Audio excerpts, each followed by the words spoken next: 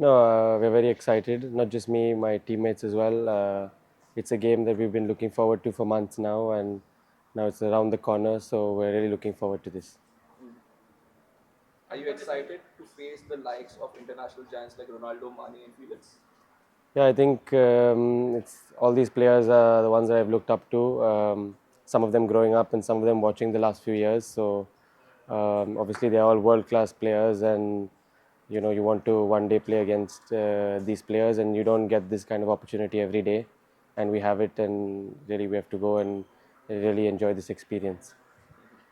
Do you have any message for the FC Goa fans? I think even for the fans of the club, I think it's a good match. It's not every day that they get to, for them as well, to watch us and stars like the ones you mentioned. So I think even for the fans, will be a lovely game to watch, and they've always supported us, and we always need them, not just in this game, but for the rest of the season.